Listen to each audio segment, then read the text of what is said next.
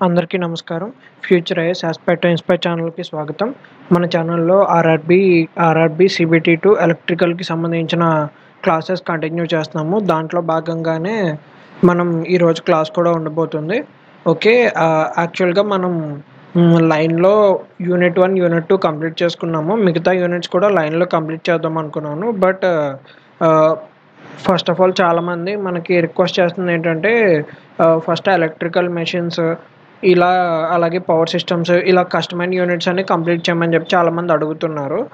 That అలాగే నేను కూడా ఒక్కసారి ప్రీవియస్ ఇయర్ బిట్స్ అన్నీ చెక్ చేశాను. మీరు గనుక చూసుకుంటే ఈ ఈ మెటీరియల్‌లో మొత్తం రైల్వే జూనియర్ ఇంజినీర్‌కి సంబంధించి 2002 నుంచి 2023 వరకు అంటే ఓన్లీ జూనియర్ ఇంజినీర్ అంటే డిపార్ట్మెంటల్ ఎగ్జామ్స్ కూడా జరుగుతాయి కదా!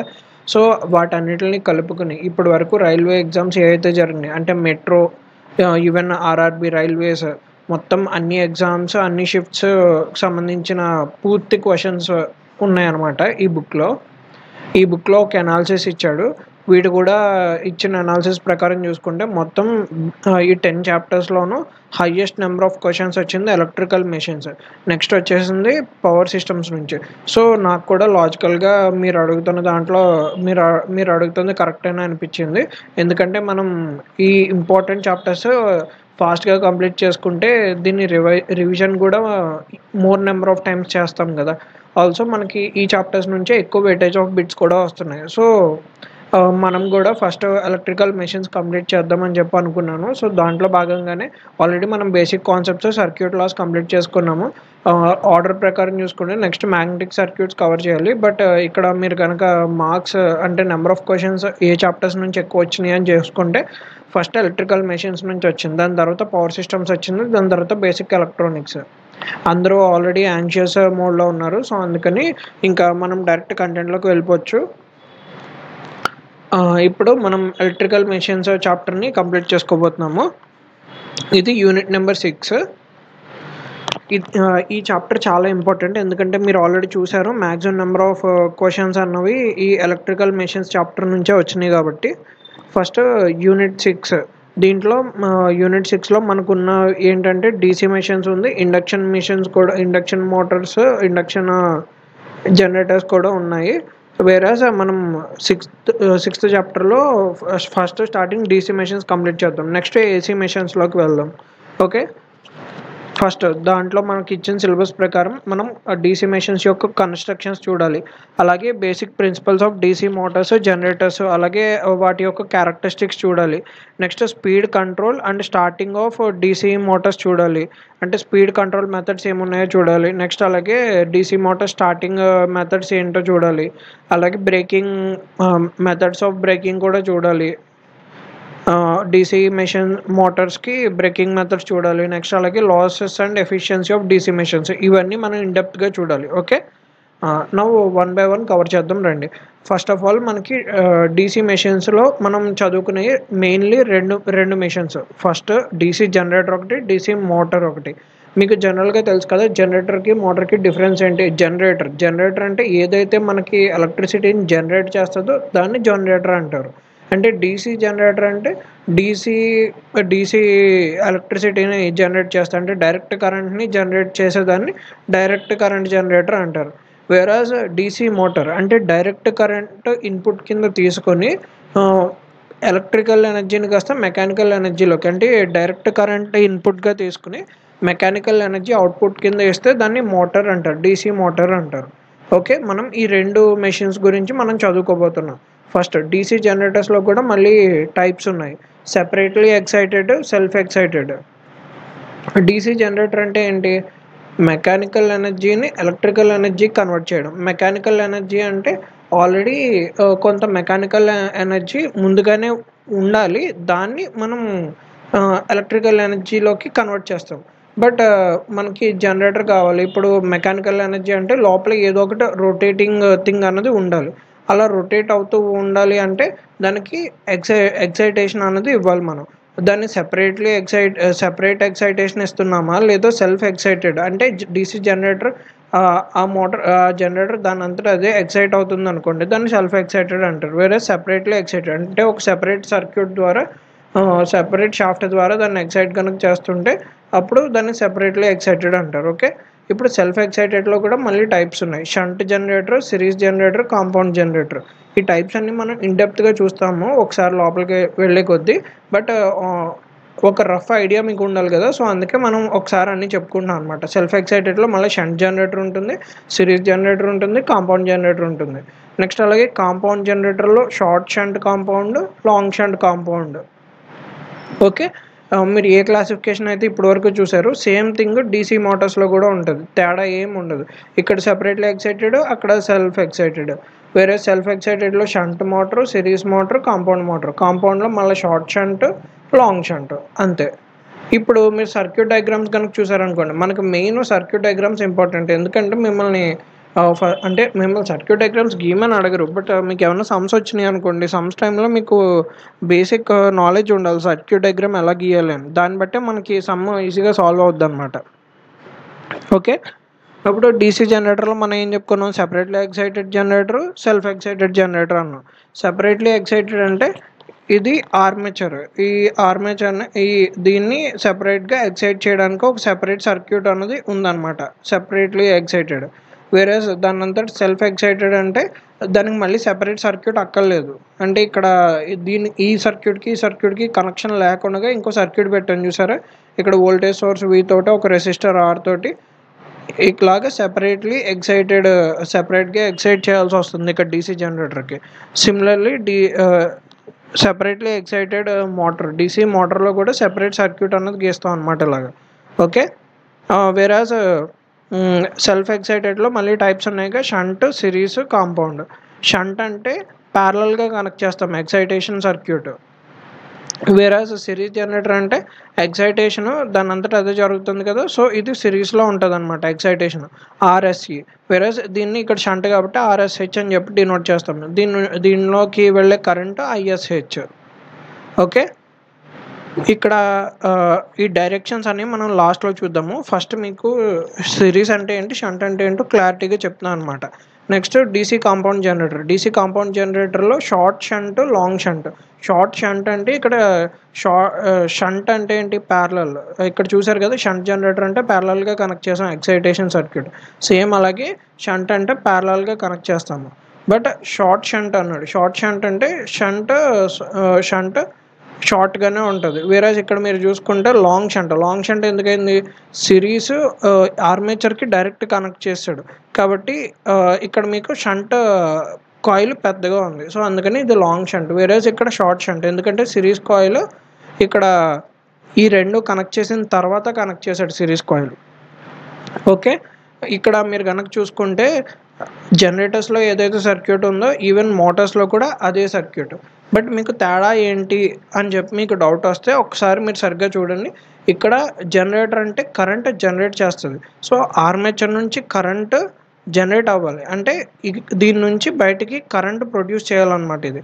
సో కరెంట్ డైరెక్షన్ అవుట్వర్డ్స్ ఉంటుంది. మొత్తం ఈ జనరేటర్ సర్క్యూట్స్ అన్నిటిలోనూ మీరు చూడండి కరెంట్ డైరెక్షన్ అవుట్వర్డ్స్ ఉంటుంది. ఇక్కడ కరెంట్ డైరెక్షన్ అవుట్వర్డ్స్, ఆర్మేచర్ నుంచి అవుట్వర్డ్స్, ఇక్కడ అవుట్వర్డ్స్. బట్ ఇక్కడ మీరు కనుక చూసుకుంటే మోటార్ అంటే ఏంటి, మోటార్ అంటే ఎలక్ట్రిక్ ఎనర్జీ నుంచి మెకానికల్ ఎనర్జీ, అంటే ఆర్మేచర్ని మనం తిప్పాలి. ఇక్కడ ఆల్రెడీ ఇక్కడ తిరుగుతున్న ఆర్మేచర్ నుంచి మీకు కరెంట్ జనరేట్ అవుతుంది. బట్ ఇక్కడ ఆర్మేచర్కి మీరు సప్లై కరెంట్ని ఇన్పుట్ కింద ఇవ్వాలి, అప్పుడు మీకు అవుట్పుట్ మెకానికల్ ఎనర్జీ వస్తుంది. సో కరెంట్ ఇన్వర్డ్స్ ఉంటుంది అనమాట ఆర్మేచర్ లోపలికి. చూసారా డైరెక్షన్ ఇక్కడ తేడా ఉంది, ఇదే మెయిన్ డిఫరెన్స్. ఇక్కడ ఈ కరెంట్ డైరెక్షన్ ఇది చూసారా, ఈ కరెంట్ డైరెక్షన్, ఇక్కడ కరెంట్ డైరెక్షన్ చూసారా, ఇది ఇన్వర్డ్స్ కరెంట్ డైరెక్షన్. ఓకే, క్లారిటీగా తెలిసిందా. ఇక్కడ కరెంట్ గోయింగ్ ఇన్వర్డ్స్ అనమాట. ఎక్సైటేషన్లో చేంజ్ ఉండదు చూడండి, సెపరేట్లీ ఎక్సైటెడ్లో కరెంట్ డైరెక్షన్స్లో చేంజెస్ ఉండవు, బట్ ఇక్కడ మాత్రమే కరెంట్ డైరెక్షన్ చేంజ్ ఉంటుంది. ఓకే, సేమ్ థింగ్ సెల్ఫ్ ఎక్సైటెడ్లో కూడా షంట్ మోటార్లో current inwards, same thing. DC series current inverts, ఇక్కడ కరెంట్ ఇన్వర్ట్స్ అంటే కరెంట్ సప్లై నుంచి కరెంట్ వస్తుంది. సో ఇక్కడ కరెంట్ డివిజన్ అప్లై అవుతుంది ఈ షంట్లో కానీ లేదా షార్ట్ షంట్లో కానీ. కొంత కరెంట్ ఇక్కడికి ఐఏ వెళ్తే ఇక్కడికి ఐఎస్హెచ్ వెళ్తుంది. ఓకే, సిమిలర్లీ ఇక్కడ కూడా ఇక్కడ కొంత కరెంట్ ఇక్కడ కొంత కరెంట్ స్ప్లిట్ అవుతుంది. ఓకే, ఇది మెయిన్ మీకు తెలియాల్సిన విషయం అన్నమాట సర్క్యూట్స్ పరంగా. ఓకే, ఇప్పుడు మీకు సర్క్యూట్స్ క్లారిటీగా అర్థమైంది కదా. ఇప్పుడు నెక్స్ట్ మనం కన్స్ట్రక్షన్లోకి వెళ్దాం రండి. Construction of DC machine. ఒక డీసీ మెషిన్ కన్స్ట్రక్షన్ కనుక మీరు చూసుకుంటే ఇవన్నీ పార్ట్స్ అనమాట. మీకు first of all A rotating మిషన్లో అన్న 2 పార్ట్స్ ఉంటాయి. ఫస్ట్ ఒకటి స్టేటర్, ఇంకోటి రోటర్. అంటే రోటర్ అంటే రొటేటింగ్ పార్ట్స్, వేరే స్టేటర్ అంటే అలా కాన్స్టెంట్గా ఉండే పార్ట్స్ని స్టేటర్ అంటారు. వేరే రోటర్ పార్ట్స్ అంటే రొటేటింగ్ పార్ట్స్ అనమాట. ఇప్పుడు స్టేటర్ అంటే అలా కాన్స్టెంట్గా ఉండే ఏంటో చూద్దాం. ఇక్కడ మీరు కనుక చూసుకుంటే యోక్, దీన్ని యోక్ అంటారు. ఇది యోక్. ఈ యోక్ కాన్స్టెంట్గానే ఉంటుంది. ఈవెన్ మిషన్ రొటేట్ అయినా ఇది రొటేట్ అవ్వదు అనమాట. సో అందుకని ఇది స్టేటర్ పార్ట్ యోక్. చూసారు కదా యోక్ అంటే ఏంటో అర్థమైంది కదా. Next pole core. పోల్స్ యొక్క కోర్ అనమాట. అంటే పోల్స్ కాదు, మ్యాగ్నెటిక్ పోల్స్ కాదు, మ్యాగ్నెటిక్ పోల్స్ మధ్యలో ఉండే కోర్. అంటే లోపల మొత్తం ఐరన్ కోర్ ఉంటుంది. ఆ ఐరన్ కోర్ అన్నది కాన్స్టెంట్గా ఉంటుంది, వేరే వీల్ రొటేట్ అవుతుంది కానీ. సో పోల్ కోర్ కూడా కాన్స్టెంటే. పోల్ షూ, పోల్ యొక్క కోరు లామినేటెడ్ కోర్ ఉంటుంది. పోల్ కోరు ఎందుకు ఏంటన్నది మనం ముందుకెళ్ళే కొద్దీ క్లారిటీగా తెలుస్తుంది. ఓకే, పోల్ కోరు స్టేటర్ పార్టే. ఈవెన్ పోల్ షూ అంటే పోల్స్ దేనికైతే కనెక్ట్ చేసి ఉంటాయో ఆ పార్ట్, అది కూడా కాన్స్టెంట్. ఫీల్డ్ వైండింగ్ కూడా స్టేటర్ పార్టే, అంటే రొటేట్ అవ్వదు ఫీల్డ్ వైండింగ్ కూడా. బ్రష్ గేర్ కూడా రొటేట్ అవ్వదు. టెర్మినల్ బాక్స్ కూడా రొటేట్ అవ్వదు. ఓకే, రోటార్ పార్ట్స్, వేరేజ్ రొటేట్ అయ్యే పార్ట్స్ అంటే first of all armature core rotate అవుద్ది. ఆర్మేచర్లో ఉన్నది ఏదైనా రొటేట్ అవ్వాల్సిందే. ఆర్మేచర్ కోర్ అవని, ఆర్మేచర్ వైండింగ్ అవని, ఈ రెండు రొటేటింగ్ పార్ట్స్. నెక్స్ట్ కామ్యూటేటర్ అంటే ఏంటి, మనకి జనరేట్ అయ్యేది యాక్చువల్గా ఏసీ జనరేట్ అవుద్ది. ఏసీని డీసీలోకి కన్వర్ట్ చేయాలంటే మనకి కామ్యూటేటర్ కావాలన్నమాట. సో మనం రొటేటింగ్ రోటర్ నుంచే మనకి ఏసీ కరెంట్ సప్లై వస్తుంది. ఆ ఏసీ కరెంట్ సప్లైని మనం చేంజ్ చేయాలి, మనకు వచ్చే అవుట్పుట్ డీసీ కింద మార్చుకోవాలి. ఎందుకంటే డీసీ జనరేటర్ కదా మనం చేస్తుంది, లేదా డీసీ మోటార్ అంటే అప్పుడైనా మనం ఇన్పుట్ మనం చేయాల్సింది ఏంటి, జనరేటర్ లేదా డీసీ నుంచి ఏసీకి కన్వర్ట్ చేయాలి. అప్పుడన్నా కామ్యుటేటర్స్ రొటేటింగ్ పార్ట్లోనే ఉంటాయి. సో దాన్ని ఏసీలో కన్వర్ట్ చేసి అప్పుడు మనం రోటర్కి ఇవ్వాలన్నమాట. సో ఎలాగైనా కామ్యుటేటర్స్ రొటేట్ అవుతూనే ఉంటాయి. ఇది చాలా ఇంపార్టెంట్ పాయింట్. నెక్స్ట్ బేరింగ్స్ కూడా రొటేట్ అవుతూనే ఉంటాయి. బాల్ బేరింగ్స్ అంటారు కదా, ఆ బేరింగ్స్ అనమాట. నెక్స్ట్ షాఫ్ట్ కూడా రొటేట్ అవుతూనే ఉంటుంది. షాఫ్ట్ రొటేట్ కాకపోతే ఇంకేం రొటేట్ అవుతుంది చెప్పండి, ఇదే షాఫ్ట్. ఈ షాఫ్ట్ రొటేట్ పక్కాగా అవ్వాల్సిందే. సో ఇది కూడా రొటేటింగ్ పార్టే. నెక్స్ట్ కీ ఫ్యాన్ రెగ్యులేటర్, ఇవన్నీ కూడా రొటేటింగ్ పార్ట్సే. ఓకే, ఇన్ డీటెయిల్గా చూద్దాం ఒక్కొక్కటి. ఇప్పుడు ఫస్ట్ స్టేటర్ పార్ట్స్ చూద్దాం. స్టేటర్ పార్ట్స్లో యోక్, ఇలాగా ఏదైతే మీకు మెయిన్ స్టాండింగ్ పోర్షన్ ఏదైతే ఉంటుందో మెయిన్, దాన్ని యోక్ అంటారు అనమాట. outer part of the machine that houses the stator and rotor, ఇది yoke. Okay, outer part of the machine. ఈ పైన ఉన్నది టెర్మినల్ బాక్స్, ఇది లిఫ్ట్ అయ్యి దీన్ని, వెరాస్ దీన్ని ఫ్రేమ్ అంటారు, దీన్ని ఫీట్ అంటారు. అంటే ఇన్ డీటెయిల్ అనమాట స్టేటర్ యోక్ యొక్క ఇన్ డీటెయిల్ పార్ట్స్. మరీ అంత డీటెయిల్గా మనకు అక్కర్లేదు. ఫస్ట్ యోక్ అంటే ఏంటో తెలుసుకోండి ఫస్ట్ మీరు చాలు. యోక్ అంటే outer part of the machine అని తెలిస్తే చాలు. స్టేటర్ రోటర్ ఈ యోక్ లోపల ఉంటాయి అన్న క్లారిటీ ఉంటే చాలు మీకు. నెక్స్ట్ మీరు గుర్తుపెట్టుకోవాల్సింది ఏంటి, స్మాల్ మెషిన్స్లో అయితే క్యాస్ట్ ఐరన్ తోటి చేస్తారు, వెరాజ్ క్యాస్ట్ స్టీల్ తోటి లార్జ్ మెషిన్స్లో చేస్తారు. ఓకే, ఇప్పుడు నెక్స్ట్ ఫంక్షన్స్ ఆఫ్ యోక్ యొక్క మెయిన్ ఫంక్షన్ ఏంటి? స్ట్రాంగ్గా నిలబడాలి కదా మిషన్, అదే మెయిన్ ఫంక్షన్. ఆఫ్ కోర్స్ మొత్తం ఏమేమి ఇచ్చాడో మొత్తం చూద్దాం. It provides a path for the magnetic flux generated by the field winding to flow through the machine. First of all మీరు కనుక చూస్తే మనం క్యాస్ట్ ఐరన్తోనే చేసాం. ఐరన్తో కాకుండా ప్లాస్టిక్ కట్టెలతో ఎందుకు చేయకూడదు అని మీరు నన్ను అడగచ్చు. లేదా హెవీ నాన్ కండక్టర్స్ తోటి కూడా నేను చేయొచ్చు కదా, ఇన్ కేస్ నీకు స్ట్రెంతే కావాలి అనుకుంటే. ఐరన్ ఇవన్నీ వెరీ హార్డ్ సబ్స్టెన్సెస్, సో అందుకని స్ట్రెంత్ వచ్చింది. బట్ ఐరన్ ఇది కాస్ట్లీ కదా, సో బెటర్ నేను ఏ చెక్ ఐటమ్ ఏదో ఒకటి పెడతాను నేను బాగా హార్డ్గా ఉన్నది అని చెప్పి మీరు నన్ను అడగచ్చు. బట్ ఇక్కడ మనకు కావాల్సింది ఏంటి? ఆ లోపల ఎప్పుడైతే లోపల రొటేషన్ జరుగుతుందో రొటేటింగ్ పార్ట్స్ అక్కడ మ్యాగ్నెటిక్ ఫీల్డ్ ఉంటుంది కదా, ఈ మ్యాగ్నెటిక్ ఫీల్డ్ అన్నది మనకి మ్యాక్సిమం మెషిన్ లోపలే ఉండాలి. మెషిన్ బయటకు కనుక వెళ్ళిపోతే మన అవుట్పుట్ ఎఫిషియన్సీ తగ్గిపోద్ది. సో అందుకని మ్యాక్సిమం మ్యాగ్నెటిక్ ఫీల్డ్ని లోపలే ఉంచాలి అంటే బయట కవరింగ్ అన్నది ఒక మ్యాగ్నెటిక్ మెటీరియల్ అయి ఉండాలన్నమాట.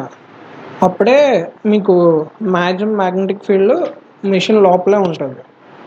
ఓకే, సో అందుకే మనం ఇక్కడ ఐరన్ అన్నది మ్యాగ్నెటిక్ మెటీరియలే కదా, సో అందుకని మనం మ్యాగ్నెటిక్ మెటీరియల్ తోటి చేసాం అనమాట. సో మ్యాగ్నెటిక్ ఫ్లక్స్ ఏదైతే జనరేట్ అవుద్దో ఫీల్డ్ వైండింగ్లో అది మెషిన్ లోపలే ఉంటుంది. Okay, next yoke provides mechanical support. చెప్పాం కదా, మెకానికల్ సపోర్ట్ కోసమే మెయిన్లీ యోక్ యూజ్ చేస్తామని.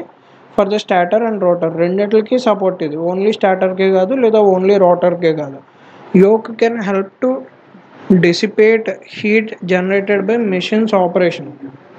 అలాగే ఇఫ్ సపోజ్ ఏదైనా కొంత హీట్ ఎనర్జీ జనరేట్ అయిందనుకో, ఆ జనరేట్ అయిన హీట్ ఎనర్జీని కూడా కొంత డిసిపేట్ చేయడానికి, అంటే బయటికి రిలీజ్ చేసేయడానికి ఆ హీట్ ఎనర్జీని కూడా ఈ యోక్ అన్నది చాలా ఉపయోగపడుతుంది. ఇన్ కేస్ మీరు ఐరన్ మెటీరియల్ కాకుండా ప్లాస్టిక్ మెటీరియల్ పెట్టారు, అప్పుడేమో అంత హీట్ జనరేట్ అయితే ఆటోమేటిక్గా ప్లాస్టిక్ కరిగిపోద్ది. సో ఈవెన్ హీట్ డిసిపేషన్ని ఆపడానికి కూడా జనరేట్ అయిన హీట్ని డిసిపేట్ చేయడానికి కూడా యోక్ అనేది హెల్ప్ చేస్తుంది. Next yoke encloses the machine's internal components అన్నిటిని యోక్ తన లోపలే దాచేసుకుంటుంది.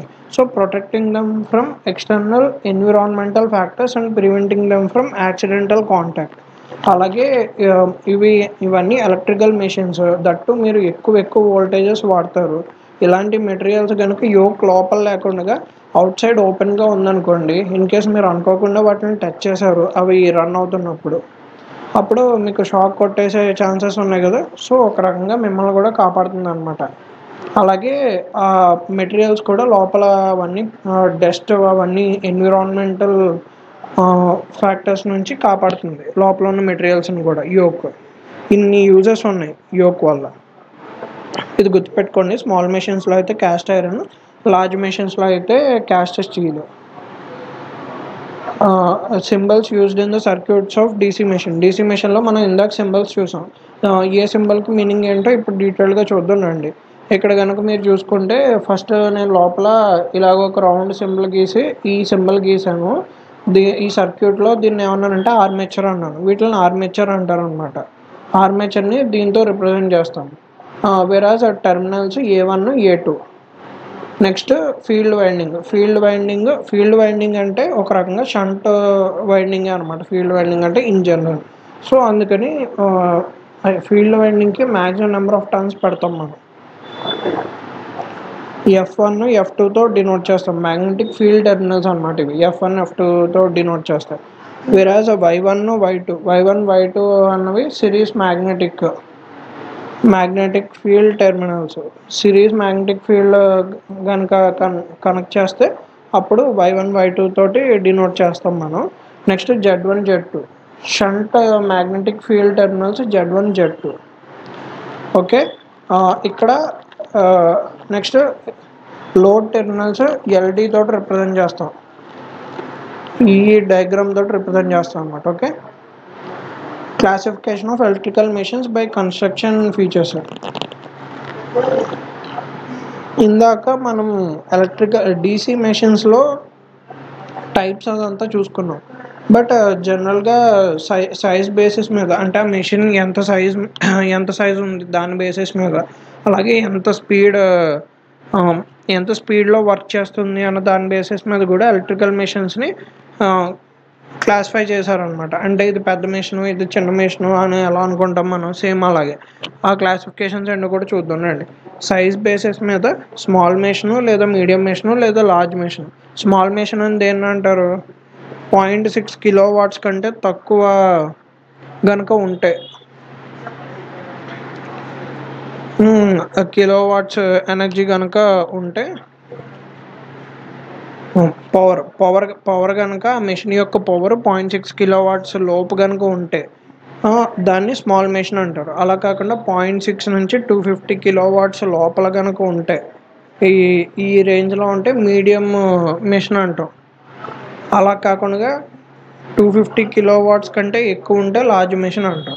అంటే 0.6 250, 0.6 నుంచి 250 కంటే ఎక్కువ, 250 కిలోవాట్స్ కంటే ఎక్కువ. మీకు సపోజ్ 0.6 గుర్తు లేకపోతే 1 కిలోవాట్ అని గుర్తుపెట్టుకోండి. అంత ఎగ్జాక్ట్ నెంబర్స్ ఏమి అడగరు, కానీ 1 కిలోవాట్ లోపల ఉంటే స్మాల్ మెషిన్స్, 1 కిలోవాట్ నుంచి 250 కిలోవాట్స్లో మధ్యలో ఉంటే మీడియం, 250 కిలోవాట్స్ కంటే ఎక్కువ ఉంటే లార్జ్. ఓకే, ఇప్పుడు స్పీడ్ బేసిస్ మీద చూద్దాం. స్పీడ్ బేసిస్ మీద చూసుకుంటే లో speed, medium speed, large speed. జనరల్గా స్పీడ్ని ఆర్పిఎంలో చెప్తారనమాట. అంటే రివల్యూషన్స్ పర్ మినిట్, అంటే లోపల ఉండే రోటర్ ఎన్ని రొటేషన్స్ చేస్తున్నది ఒక మినిట్కి అన్న దాని బేసిస్ మీద స్పీడ్ని మెజర్ చేస్తారన్నమాట. దాన్ని రివల్యూషన్స్ పర్ మినిట్ అంటారు. ఓకే, ఇప్పుడు లో స్పీడ్ అంటే 250 నుంచి 400 ఆర్పిఎం లోపు ఉంటే లో స్పీడ్ మెషిన్స్. అలా కాకుండా 400 నుంచి 15 ఆర్పిఎం లోపల ఉంటే మీడియం స్పీడ్ మెషిన్స్. అలా కాకుండా 1500 ఆర్పిఎం కంటే ఎక్కువ ఉంటే లార్జ్ స్పీడ్ మెషిన్స్. ఓకే, ఇది construction basis me the classification. Next పార్ట్లోకి వెళ్దాం రండి. పోల్ యొక్క కోర్ అని చెప్పుకున్నాం ఇందాక. ఇది కూడా స్టాటర్ పార్ట్ అండి. పోల్ యొక్క కోరు ఇలా ఉంటుంది అనమాట. మీరు డయాగ్రామ్ కనుక చూస్తే పోల్ యొక్క కోరు ఇలా ఉంటుంది. ఓకే, పోల్ యొక్క కోర్ ఇది. ఈ పోల్ కోర్ జనరల్గా it is a part of stator and serves as the magnetic path for the flux generated by the field winding. మీకు ఏం చెప్పాను, బయటకు వచ్చే మ్యాగ్నెటిక్ ఫ్లక్స్, అదే బయటకు వచ్చే ఫీల్డ్ వైండింగ్ నుంచి వచ్చే మ్యాగ్నెటిక్ ఫ్లక్స్ ఏదైతే ఉందో అది ఓన్లీ ఇన్సైడ్ ద మెషిన్ ఉండడం కోసం మనం యాక్ని ఐరన్తో కానీ లేదా స్టీల్తో కానీ తయారు చేసుకున్నాం అని చెప్పుకున్నాం. వేరాజ్ పోల్ కోర్లోనే కదా మొత్తం మీకు ఫీల్డ్ వైండింగ్ మొత్తం ప్రొడ్యూస్ అయ్యేదే ఈ పోల్ కోర్ లోపల. ఫీల్డ్ వైండింగ్ నుంచి ఏదైతే మ్యాగ్నెటిక్ ఫ్లక్స్ జనరేట్ అవుతుందో దానికి మెయిన్ పార్ట్ ఈ పోల్ కోర్ నుంచే వెళ్తుంది. సో ఈ పోల్ కోర్ ఎంత మ్యాగ్నెటిక్ ప్రాపర్టీస్ ఉంటే అంత బెస్ట్ అనమాట. అలాగే మనం ఇక్కడ లామినేటెడ్ పోల్ కోర్ వాడాము. లామినేటెడ్ అంటే ఇప్పుడు ఈ షీట్ ఉంది చూసారా, దీన్ని డైరెక్ట్గా ఇంత పెద్ద ఒక రాడ్ని తీసుకుని ఈ షేప్లో చేసేయచ్చు. బట్ అలా చేస్తే మీకు ఎడ్డీ కరెంట్ లాసెస్ ఎక్కువ అయిపోతాయి. ఆ ఎడ్డీ కరెంట్ లాసెస్ ఏంటి అన్నది మనం ముందుకు వెళ్ళే కొద్దీ తెలుసుకుందాము. బట్ ఇక్కడ మనం గుర్తుపెట్టుకోవాల్సింది ఏంటంటే మనం లామినేటెడ్ పోల్ కోర్నే వాడతామని చెప్పి గుర్తుపెట్టుకోండి. ఓకే, అలాగే రైవెట్ హోల్స్ ఉంటాయి. ఈ హోల్స్ ఎందుకో ఏంటో కూడా మనం ముందుకు వెళ్ళే కొద్దీ చూద్దాం. ఇప్పుడు ఫస్ట్ ఈ పోల్ కోర్ యొక్క పర్పస్ ఏంటి? It supports the field or existing coils. Machine మొత్తాన్ని యోక్ సపోర్ట్ చేస్తే ఫీల్డ్ వైండింగ్ని సపోర్ట్ చేసేది పోల్ కోర్ అనమాట. It spreads out the magnetic flux over the armature periphery more uniformly. Armature మొత్తం magnetic ఫ్లక్స్ని చాలా యూనిఫామ్గా స్ప్రెడ్ చేస్తుంది అనమాట pole core. It increases the cross sectional area of the magnetic circuit. As a result of the reluctance of magnetic path is reduced. ఇప్పుడు ఏం చెప్తున్నాడు, reluctance formula ఏంటి? 1/μ0 μr ఇంటూ L/A.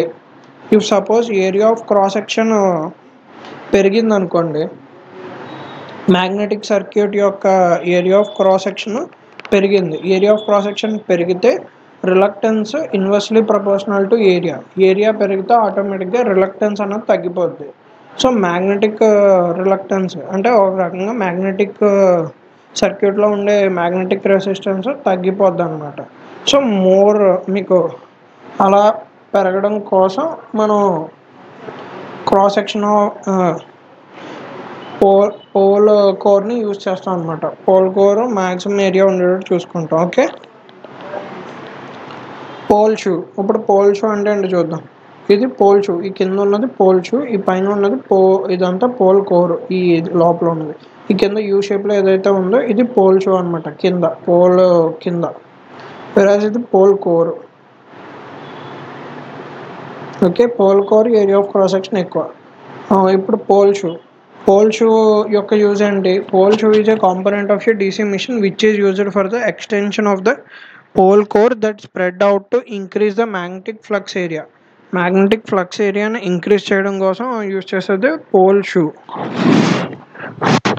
పోల్ కోర్ని పెంచి మ్యాగ్నెటిక్ ఫ్లక్స్ ఏరియాని పెంచడం కోసం. ఇక్కడ కనుక మీరు చూసుకుంటే ఇక్కడ ఉన్న ఏరియాతో పోల్చుకుంటే, ఈ పై పార్ట్లో ఉన్న ఏరియాతో పోల్చుకుంటే ఇక్కడ నుంచి ఇక్కడ వరకు, లైక్ ఇక్కడ నుంచి ఇక్కడ వరకు ఉన్న ఏరియాతో పోల్చుకుంటే ఇక్కడ ఏరియా ఆఫ్ క్రాస్ సెక్షన్ ఎక్కువ ఉంది కదా, చూసారా? పోల్ షోలో ఏరియా ఆఫ్ క్రాస్ సెక్షన్ ఎక్కువ ఉంది. సో అదే చెప్తున్నాడు అనమాట. ఇక్కడ ఏరియా ఆఫ్ క్రాస్ సెక్షన్ పెంచడం కోసం పోల్ షూ వాడతామని చెప్పాడు అనమాట. ఇది కూడా ఫీల్డ్ వైండింగ్ సపోర్ట్ చేయడం కోసమే. Next magnetic flux in air gap spread అవుద్ది. సో ఏరియా ఒకసారిగా యూ షేప్ రావడంతో మ్యాగ్నెటిక్ ఫ్లక్స్ స్ప్రెడ్ అవుతుంది. దీనివల్ల మ్యాగ్నెటిక్ ఫ్లక్స్ ఏరియా ఇంక్రీజ్ అవుద్ది. ఏరియా పెరిగితే రిలక్టెన్స్ తగ్గుద్ది. So reduces the magnetic path reluctance, improves the flux distribution. Next reduces the flux leakage తగ్గుద్ది, అంతే. Next pole shoes are typically made of magnetic material. మనం ముందుగానే చూసుకున్నాం, కొంత ఫ్లక్స్ బయటకు వస్తుంటేనే అది యోక్ ద్వారా వస్తుంది. ఆ యోక్నే మనం మ్యాగ్నెటిక్ మెటీరియల్తో తయారు చేసాం. అలాంటిది మెయిన్ మ్యాగ్నెటిక్ ఫ్లక్స్ అంతా ఫ్లో అయ్యేది పోల్ షూస్, పోల్ కోర్లోను. సో వాటిని మ్యాగ్నెటిక్ మెటీరియల్ పెట్టకపోతే అలాగే చెప్పండి. సో అందుకని పోల్ షూస్ పక్కాగా మ్యాగ్నెటిక్ మెటీరియల్లో పెడతాం. అలాగే వీటిని ఎలా డిజైన్ చేస్తాం? మ్యాక్సిమం ఫ్లక్స్ డెన్సిటీ వాటి నుంచి వెళ్ళేటట్టు, అలాగే మినిమం ఎనర్జీ లాసెస్ మినిమం ఉండేటట్టు డిజైన్ చేసుకోవాలి. నెక్స్ట్ అలాగే ఆప్టిమైజ్ మిషన్స్ పర్ఫార్మెన్స్ కూడా మ్యాక్సిమం ఉండేటట్టు చూసుకోవాలి. Okay, next by using pole shoes DC machines can achieve. Pole shoes వాడడం వల్ల DC మెషిన్స్కి అడ్వాంటేజ్ ఏంటంటే ఇంప్రూవ్ టార్క్ అండ్ ఎఫిషియన్సీ పెరుగుద్ది, టార్క్ పెరుగుద్ది. నెక్స్ట్ అలాగే రెడ్యూస్డ్ ఎనర్జీ లాసెస్ అన్నీ తగ్గుతాయి. నెక్స్ట్ ఎన్హాన్స్డ్ ఓవరాల్ పర్ఫార్మెన్స్ కూడా పెరుగుద్ది. The pole core and pole shoes are fixed to yoke by bolts. ఈ పోల్ షూస్ కనుక చూసుకుంటే ఇది ఒక సెపరేట్ పార్ట్ కింద ఉంది. దీన్ని మరి యోక్కి ఫిక్స్ చేస్తారనమాట. చెప్పాం కదా, ఇది కూడా స్టాటర్ మెటీరియల్ అని. ఇక్కడ ఒకటి, ఈ కింద ఒకటి ఫిక్స్ చేస్తారనమాట. అలాగే ఫిక్స్ చేస్తారు, ఈ బోల్ట్ ఉపయోగించి రెండిటికి ఫిక్స్ చేస్తారనమాట. Okay, field winding. ఇప్పుడు ఫీల్డ్ వైండింగ్ చూద్దాం. ఫీల్డ్ వైండింగ్ కూడా స్టేటర్ పార్టే. Field winding of a DC motor consist of copper wire. First of all field వైండింగ్లో ఒక కాపర్ వైర్ అయితే ఉంటుంది. Wound around the pole core. ఆ పోల్ కోర్ చుట్టేసి ఉంటుంది అనమాట ఈ కాపర్ వైర్ అన్నది.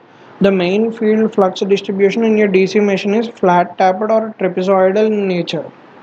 Main field flux distribution DC మెషిన్లో ఫ్లాట్ ట్యాప్డ్ లేదా ట్రెపిజాయిడ్ షేప్లో ఉంటుంది. Some important points related to field winding is electromagnet that generates a magnetic field. First of all మనం ఫీల్డ్ వైండింగ్ పేరులోనే ఉంది కదా, ఫీల్డ్ వైండింగ్ అంటేనే చుట్లు. సో ఆటోమేటిక్గా చుట్టే ఉంటుంది. ఫీల్డ్ జనరేట్ చేయడం కోసం చుట్లు అనమాట ఫీల్డ్ వైండింగ్ అంటే ఒక రకంగా. సో మనం ఒక ఫీల్డ్ని జనరేట్ చేయాలనుకుంటున్నాం.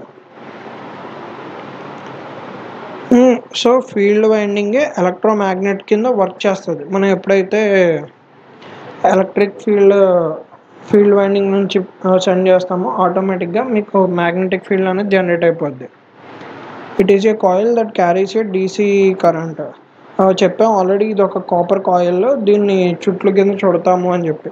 సో ఈ కాపర్ కాయిల్ నుంచి మనం కరెంట్ని పాస్ చేసేటప్పటికి మ్యాగ్నెటిక్ ఫీల్డ్ జనరేట్ అవుద్ది, లేదా మ్యాగ్నెటిక్ ఫీల్డ్ జనరేట్ అవ్వడం వల్ల ఈ కరెంట్ కాయిల్లో మీకు కరెంట్ అన్నది ఇండ్యూస్ అవుద్ది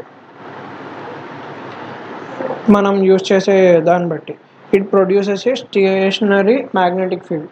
ఫస్ట్ మీరు కరెంట్ పాస్ చేశారు, అప్పుడు ఆటోమేటిక్గా మ్యాగ్నెటిక్ ఫీల్డ్ అనేది జనరేట్ అయింది ఈ ఫీల్డ్ కాయిల్లో. ఈ జనరేట్ అయిన మ్యాగ్నెటిక్ ఫీల్డ్ నుంచి మీకు జనరేట్ అయిన మ్యాగ్నెటిక్ ఫీల్డే స్టేషనరీ మ్యాగ్నెటిక్ ఫీల్డ్ అనమాట. ఈ field winding produces a specific magnetic field strength and distribute flux to armature via pole shoes. Field winding first of all ఒక మ్యాగ్నెటిక్ ఫీల్డ్ని ప్రొడ్యూస్ చేస్తుంది అని చెప్పుకున్నాం కదా, స్టేషనరీ మ్యాగ్నెటిక్ ఫీల్డ్. ఆ మ్యాగ్నెటిక్ ఫీల్డ్ కంటూ కొంత స్ట్రెంత్ ఉంటుంది అనమాట. అలాగే కొంత ఫ్లక్స్ని కూడా అది డిస్ట్రిబ్యూట్ చేస్తుంది ఆర్మేచర్లోకి కొంత ఫ్లక్స్ని కూడా ఇండ్యూస్ చేస్తుంది పోల్ షూస్ ద్వారా. ఇప్పుడు field winding of a DC machine performs the following functions. ఎగ్జాక్ట్గా ఫీల్డ్ వైండింగ్ ఏం చేస్తుందో చూద్దాం. డీసీ మెషిన్కి సంబంధించి ఫస్ట్ మ్యాగ్నెటిక్ ఫీల్డ్ని జనరేట్ చేస్తుంది, నెక్స్ట్ ఫ్లక్స్ క్రియేషన్ చేస్తుంది. ఎప్పుడైతే మ్యాగ్నెటిక్ ఫీల్డ్ జనరేట్ అవుద్దో ఆటోమేటిక్గా ఫ్లక్స్ అన్నది క్రియేట్ అవుద్ది. నెక్స్ట్ టార్క్ రెగ్యులేషన్కి కూడా ఫీల్డ్ వైండింగే మెయిన్ అనమాట, అంటే జనరేట్ అయ్యే టార్క్. దీనివల్ల ఎప్పుడైతే మీకు స్టేషనరీ మ్యాగ్నెటిక్ ఫీల్డ్ ప్రొడ్యూస్ అవుద్దో నెక్స్ట్ స్టాటర్ మూవ్ అవుద్ది. మూవ్ అవుతున్నప్పుడు ఆటోమేటిక్గా మూవ్ అవుతున్న రోటార్ని కంట్రోల్ చేయాలంటే ఈ ఫీల్డ్ వైండింగ్ని కంట్రోల్ చేస్తే కంట్రోల్ అవుద్ది అనమాట. సో ఆటోమేటిక్గా ఇండైరెక్ట్గా మీరు స్పీడ్ని రెగ్యులేట్ చేయగలుగుతున్నారు, స్పీడ్తో పాటు టార్క్ను కూడా రెగ్యులేట్ చేయగలుగుతారు. అలాగే వోల్టేజ్ రెగ్యులేషన్, జనరేట్ అయ్యే వోల్టేజ్ని కూడా మీరు రెగ్యులేట్ చేస్తారు. ఆఫ్కోర్స్ స్టెబిలైజేషన్, ఇవన్నీ ఫీల్డ్ వైండింగ్ వల్ల జరుగుతున్నాయి అన్నమాట. ఇప్పుడు ఈ ఫీల్డ్ వైండింగ్లో టైప్స్ చూద్దాం. First series field winding. Separately excited అన్నది మొత్తం ఒక డిఫరెంట్ కేస్ అనమాట. సెపరేట్లీ ఎగ్జైటెడ్లో మొత్తం ఫీల్డ్ వైండింగే సర్క్యూట్తో సంబంధం లేకుండా సైడ్న ఉంటుంది. బట్ అలా కాకుండా మనకి సెల్ఫ్ ఎగ్జైటెడ్ మెషిన్స్ ఉన్నాయి, అంటే డీసీ మోటార్ అవ్వచ్చు లేదా డీసీ జనరేటర్ అవ్వచ్చు. అటువంటి దాంట్లో మనకి టైప్స్ ఉన్నాయి కదా, సిరీస్ ఫీల్డ్ వైండింగ్ లేదా షంట్ ఫీల్డ్ వైండింగ్ లేదా కాంపౌండ్ ఫీల్డ్ వైండింగ్లో మళ్ళీ మీకు రెండు రకాలు ఉన్నాయి, లాంగ్ షంట్, షార్ట్ షంట్ అని. సో వీటన్నిటి గురించి ఇన్ డీటెయిల్గా చూద్దాం. Series field winding. Series field winding of a DC machine is a type of field winding connection where field winding is connected in series with the armature winding. ముందుగానే చూసాం సర్క్యూట్లో మనం. ఆ సిరీస్ ఫీల్డ్ వైండింగ్లో series field winding అన్నది సిరీస్లో connect చేస్తాం ఆర్మేచర్కి. It has very low value of resistance. ఈ సిరీస్ ఫీల్డ్ వైండింగ్కి రెసిస్టెన్స్ చాలా తక్కువ ఉంటుంది. It carries the same current as armature current. ఆర్మేచర్ సిరీస్లో ఉన్నాయంటే ఆటోమేటిక్గా ఈ రెండిట్లోనూ సేమ్ కరెంట్ ఫ్లో అవుతుంది. Next it is excited by the armature current, అంటే ఆటోమేటిక్గా ఈ సిరీస్ వైండింగ్లోకి వెళ్ళే కరెంట్ ఎంత సేమ్ కరెంట్ కదా, ఆర్మేచర్లో ఎంత కరెంట్ అయితే వెళ్తుందో. సో అందుకని ఒక రకంగా ఈ సిరీస్ ఫీల్డ్ వైండింగ్ అన్నది ఆర్మేచర్ కరెంట్తోనే ఎగ్జైట్ అవుతుంది అని చెప్తున్నారు. కరెక్టే కదా. Next shunt field winding. Shunt field winding అంటే ఆర్మేచర్కి ప్యారలల్లో కనెక్ట్ చేస్తాం మనం, ఒక ఫీల్డ్ వైండింగ్ని ప్యారలల్లో కనెక్ట్ చేస్తాం అన్నమాట ఆర్మేచర్ వైండింగ్కి. ఆటోమేటిక్గా మీకు first of all shunt field winding ఉందో ఒక పక్క, అలాగే ఆర్మేచర్ ఉంది మనకి. ఫస్ట్ ఆఫ్ ఆల్ జనరేట్ అయ్యే మ్యాగ్నెటిక్ ఫీల్డ్ ఎంత స్ట్రాంగ్గా ఉంటే మనకి రోటర్ అంత బాగా రొటేట్ అవుతుంది కదా. సో మనకి మ్యాక్సిమం స్ట్రెంత్ తోటి మ్యాగ్నెటిక్ ఫీల్డ్ ఉండాలి అంటే మ్యాక్సిమం కరెంట్ ఈ షంట్ ఫీల్డ్ వైండింగ్లోకి వెళ్ళాలి కదా.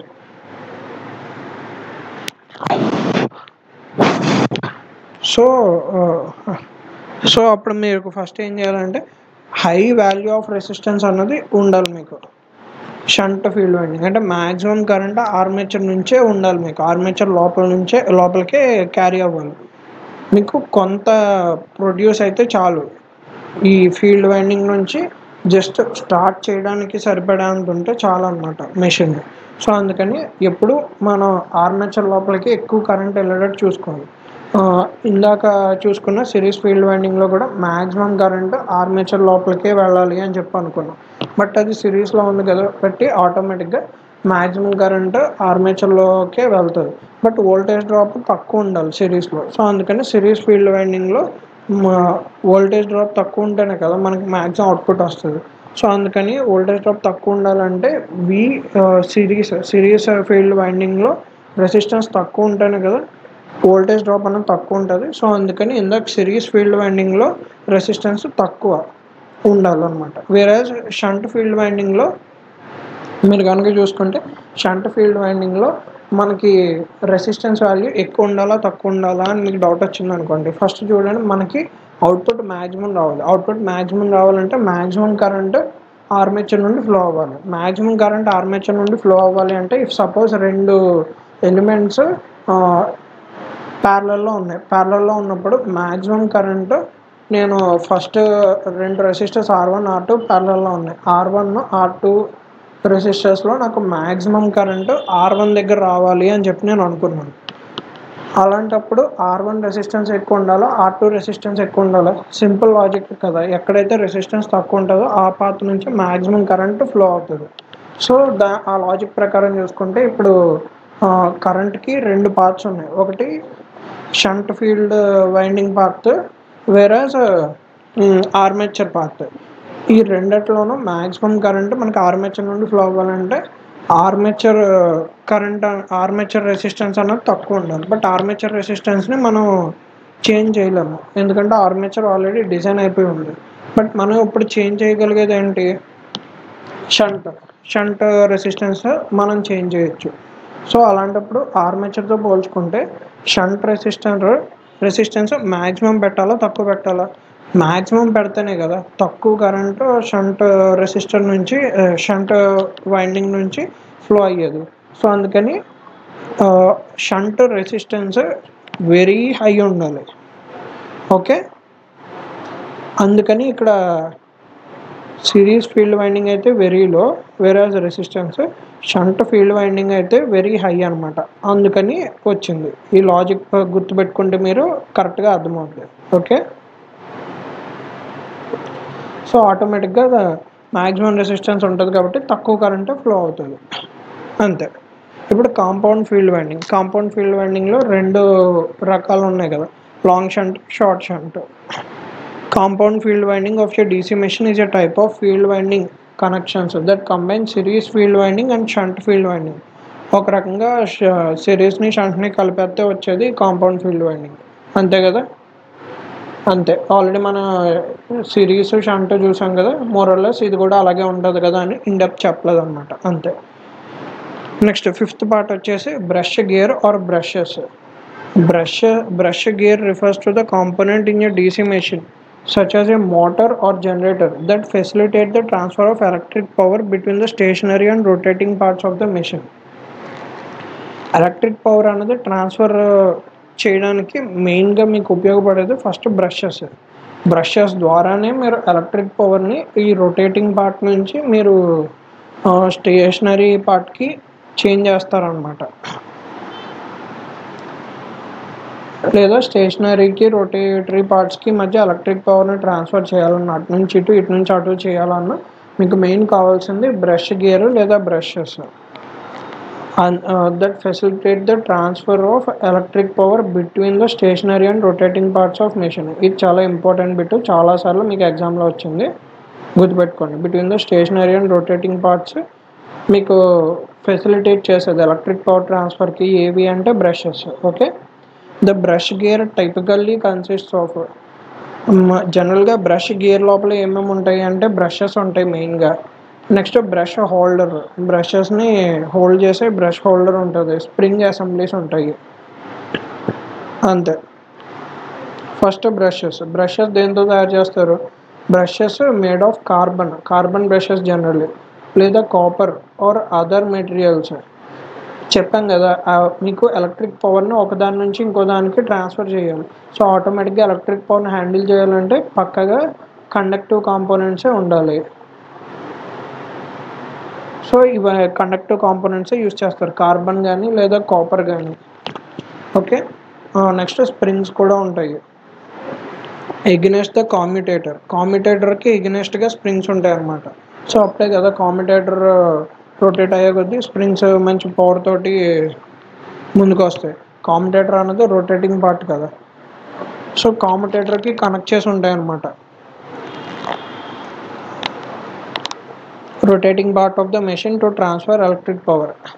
యాక్చువల్గా ఏంటంటే మూవ్ అవుతున్న ఈ రోటర్స్ నుంచి ఈ బ్రషెస్ గట్టిగా ఈ స్ప్రింగ్స్ ద్వారా హోల్డ్ చేసుకుని ఆ పవర్ని ట్రాన్స్ఫర్ చేస్తాయి మూవ్ అవుతున్న వీల్ నుంచి. సో బ్రషెస్ అటుమాటు పోతూ ఉంటాయి, కొత్త బ్రషెస్ అటుమాటు పెట్టుకుంటూ ఉండాలన్నమాట. వేర్ అండ్ టైర్ ఎక్కువ ఉంటుంది కాబట్టి బ్రషెస్ దగ్గర. ఓకే, అలాగే బ్రషెస్ అన్నది స్టేషనరీ పార్ట్. ఇది చాలా ఇంపార్టెంట్, మీరు గుర్తుపెట్టుకోవాల్సిన విషయం. జనరల్గా చాలా కన్ఫ్యూజ్ అవుతూ ఉంటారు.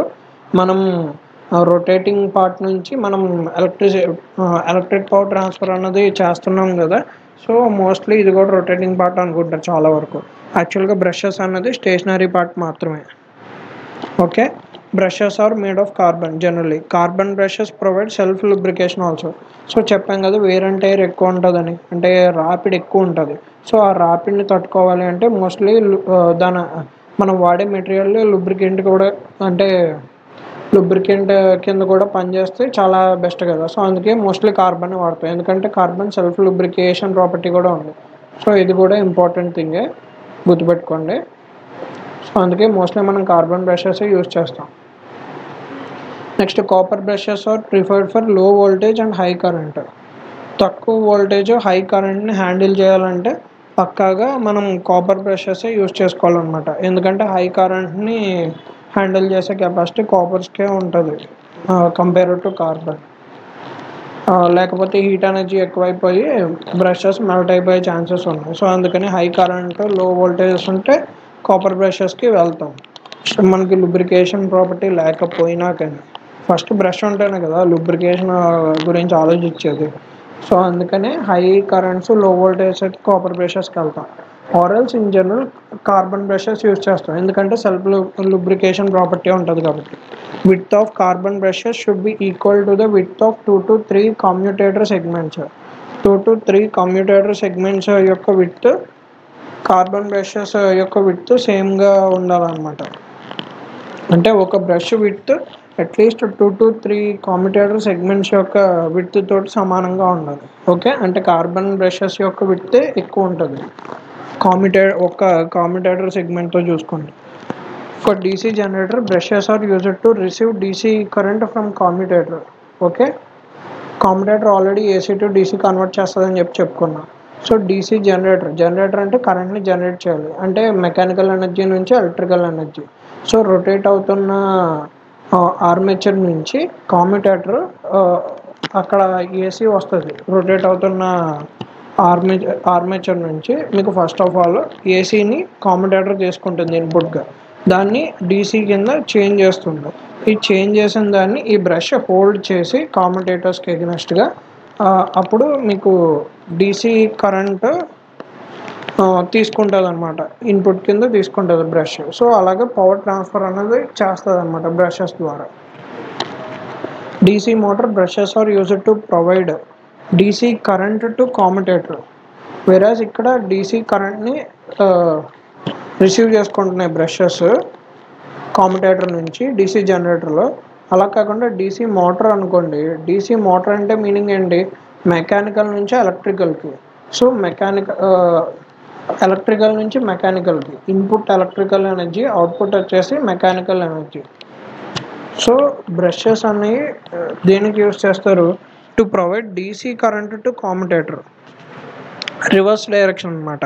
ఇక్కడ జనరేటర్లో అయితే డీసీ కరెంట్ కమ్యూటేటర్ నుంచి బ్రషెస్ తీసుకుంటాయి, బట్ ఇక్కడ అంటే మోటార్లో మనము ఆల్రెడీ మనం ఇవ్వడమే కరెంట్ సప్లై ఇస్తాం కాబట్టి ఫస్ట్ మనం డీసీ కరెంట్ ఇస్తాం. ఈ డీసీ కరెంట్ని కాస్త కామ్యుటేటర్కి ఇస్తుంది అనమాట.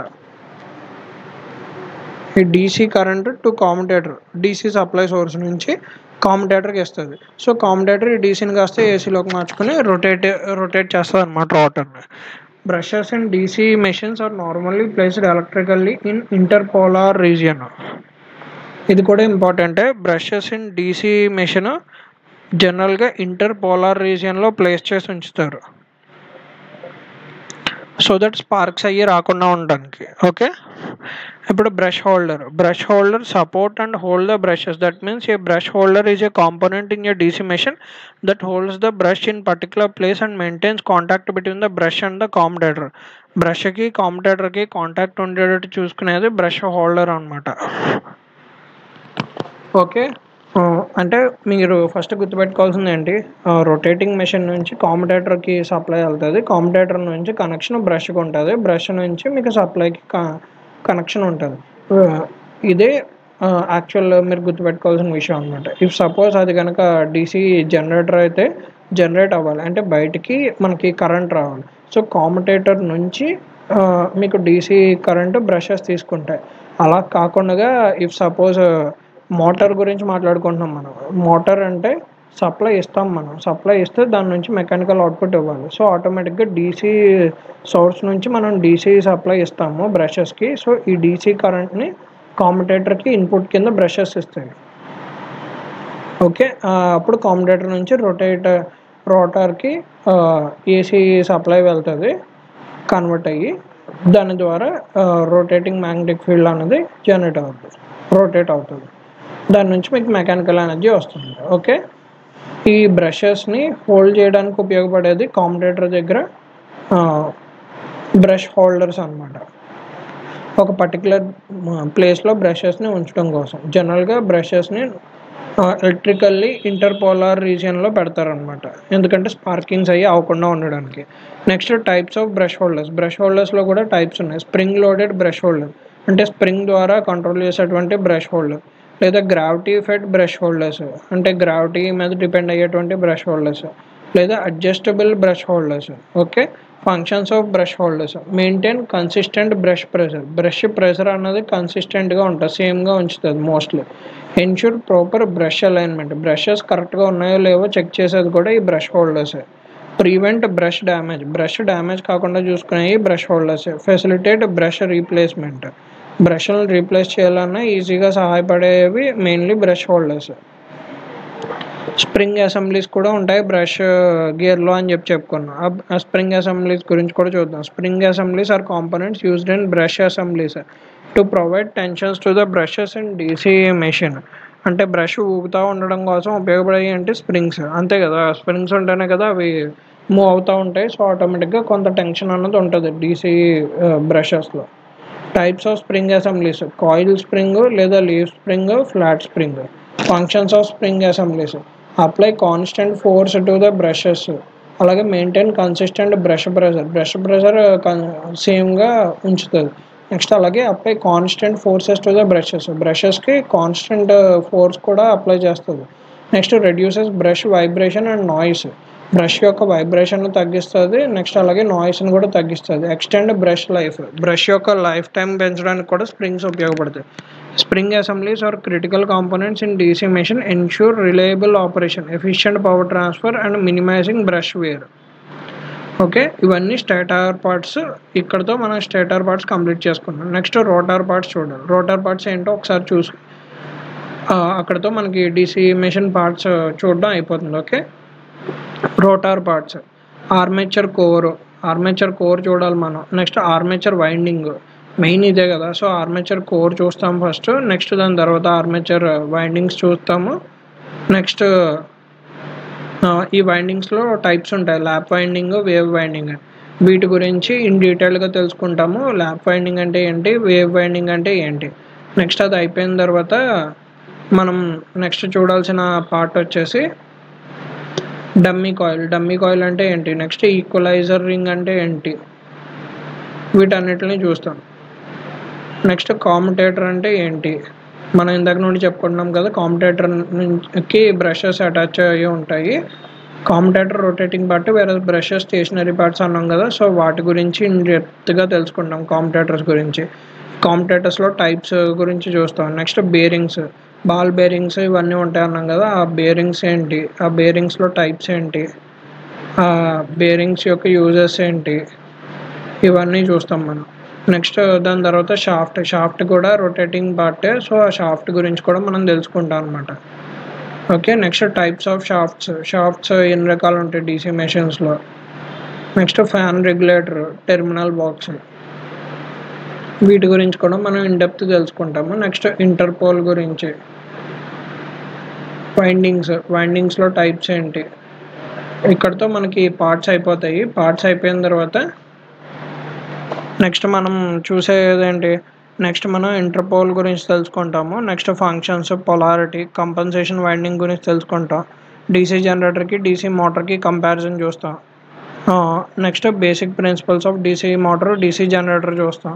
Next Fleming's left hand rule మీద ఏది వర్కౌట్ అవుతుంది, ఫ్లెమింగ్స్ రైట్ హ్యాండ్ రూల్ మీద ఏది వర్కౌట్ అవుతుంది, వాటిని ఇండెప్త్గా తెలుసుకుంటాం. నెక్స్ట్ ఎసెన్షియల్ కాంపోనెంట్స్ ఆఫ్ ఈ డీసీ జనరేటర్, ఇవన్నీ మనం చూడాలన్నమాట నెక్స్ట్ క్లాస్లో. Okay. DC compound generator, DC compound motor గురించి చూస్తాం. ఎసెన్షియల్ కండిషన్స్ చూస్తాం. Characteristics of DC motor, DC generator చూస్తాం. Next characteristic curve of DC generator, voltage regulation చూస్తాం. డీసీ మెషిన్లో ఇంపార్టెంట్ ఫార్ములాస్ చూసుకుంటాం. Speed control, types of speed control. Next braking DC మోటార్స్లో, ఇవన్నీ మనం కంప్లీట్ చేస్తాం అనమాట. స్టార్టింగ్ ఆఫ్ డీసీ మోటార్స్లో స్టార్టర్స్ కావాలంటే ఏ టైప్ ఆఫ్ స్టార్టర్స్ యూస్ చేసుకుంటాం. డీసీ మోటార్ని ఆపాలంటే యూస్ చేసే బ్రేకింగ్ మెథడ్స్ ఏంటి, టైప్స్ ఆఫ్ ఎలక్ట్రిక్ బ్రేకింగ్, ఆ టైప్స్ అన్నీ చూస్తాం. Next losses and efficiency of DC machines చూస్తాం. లాసెస్ తగ్గించాలంటే ఏం చేయాలో చూస్తాం. నెక్స్ట్ ఫార్ములాస్ చూస్తాం ఇన్ డీటెయిల్గా డీసీ మోటార్కి, డీసీ జనరేటర్కి. Next applications of DC machine చూస్తాం, ఎక్కడ ఎక్కువ వాడతారు అన్నది. ఈ టేబుల్ చాలా ఇంపార్టెంట్.